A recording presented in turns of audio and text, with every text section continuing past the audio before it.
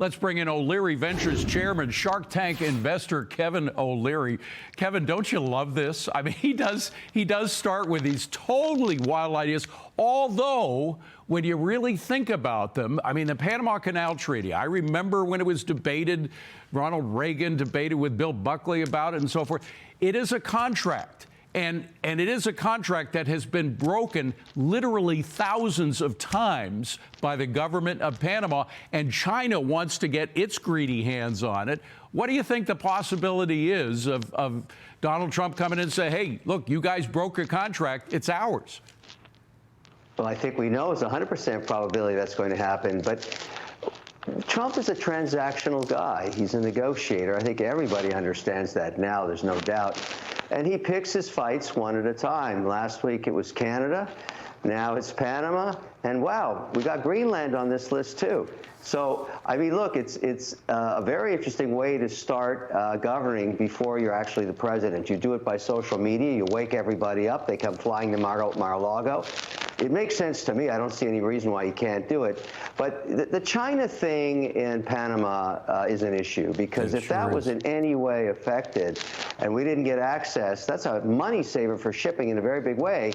So my guess is an envoy goes down there sometime in February and they start squeezing Panamanian heads to get a new deal. By the way, your microphone is crackling a little. Just give it a little tug or something, just on your microphone there. I think it's there. Any better? I think you got it. The difference between Canada and China is monumental. I mean, Trudeau came into the U.S., bowed at the feet of Donald Trump, and folded like a cheap suit. I don't sense the same kind of reaction coming from Xi. What's going to happen with Xi? They're going to play hardball. It is going to be hardball between the two presidents.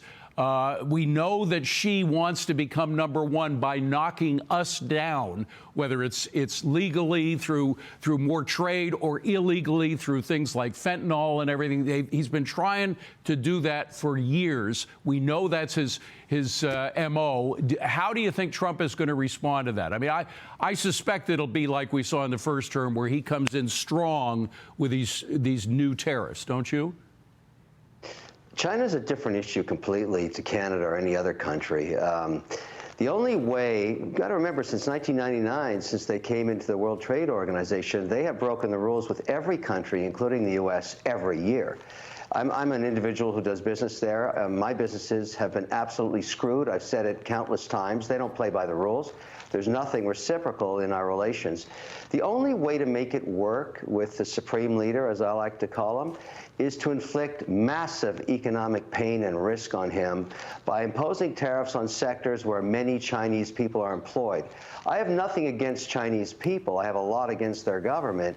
And the only way to put him at risk is to say, look, if you want to mess with the largest economy you trade with, then we're going to force a lot of people that make yoga mats or electronics or whatever else it is to be unemployed in your cities. They'll be rioting in the streets, they won't have any bread, and you will be out of power. That is the only way it's going to work. So very selected, high-impact weaponry, like tariffs, but you've got to be hardcore.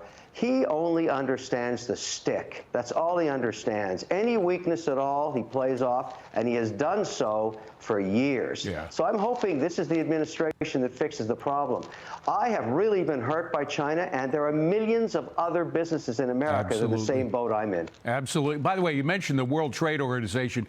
They still designate China as a developing nation. What that entitles China to are all these sweetheart loans that we partially pay for through the WTO, adding up to billions of extra dollars for the Chinese. Should Trump try to eliminate that designation of developing nation for China?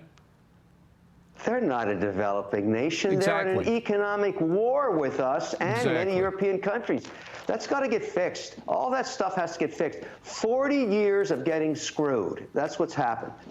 And 40 years, by the way, of getting benefits that they don't deserve. And the Euros have gone right in there. And when there's a Democrat in the White House, they go right along. But I think it's going to be different now. Very quickly, The SEC, as we were just talking about in the previous segment, is going to change dramatically under Donald Trump. Paul Atkins is a big free market guy, unlike his predecessor. So what are you expecting in terms of opportunities that we couldn't see in the United States because the SEC played such a tough cop role that we won't see during the Trump administration? What more opportunities will exist?